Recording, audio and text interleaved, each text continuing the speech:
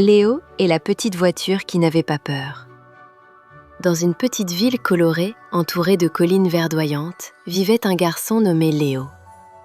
Léo adorait tout ce qui roulait, les camions, les bus, les motos, mais plus que tout, il aimait les voitures.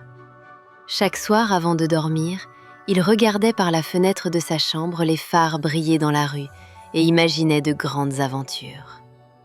Un jour, pour son anniversaire, Léo reçut un cadeau très spécial, une petite voiture rouge.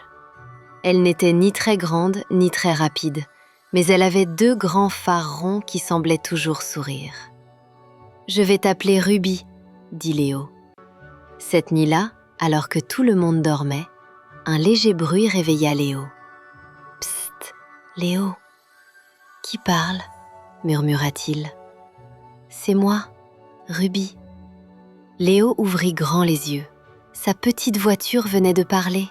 « Je peux rouler toute seule, mais j'ai besoin de toi pour vivre des aventures, » expliqua Ruby doucement. La route magique. Avant que Léo n'ait le temps de répondre, le sol de la chambre se mit à briller. Une route lumineuse apparut et s'étira jusqu'à la fenêtre. Ruby avança doucement et Léo monta à bord. En un instant, ils se retrouvèrent sur une route magique qui traversait des prairies arc-en-ciel, des tunnels scintillants et des ponts suspendus dans les nuages. « Où allons-nous » demanda Léo émerveillé.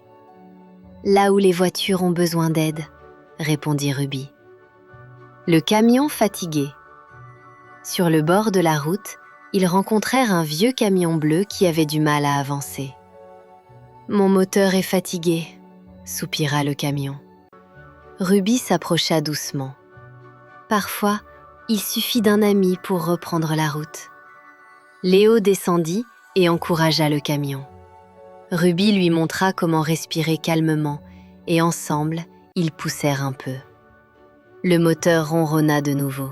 « Merci », dit le camion en reprenant la route. La ville des feux capricieux. Plus loin, ils arrivèrent dans une ville où les feux de circulation clignotaient dans tous les sens. Les voitures ne savaient plus quand avancer ou s'arrêter. « Sans règles, la route devient dangereuse », expliqua Ruby.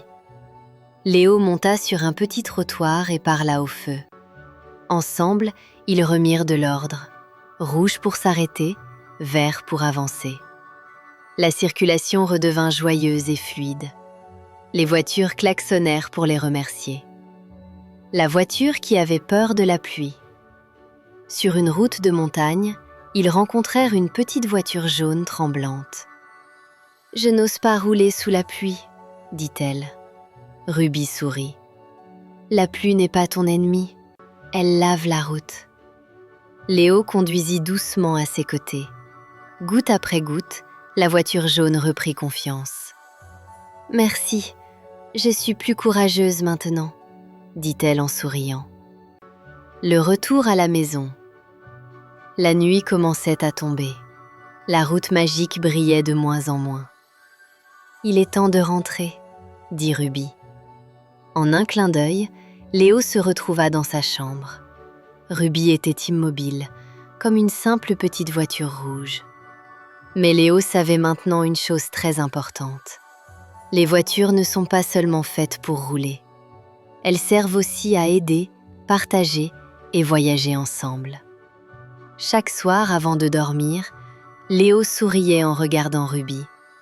Et parfois, quand la lune brillait fort, il lui semblait entendre un léger moteur ronronner doucement.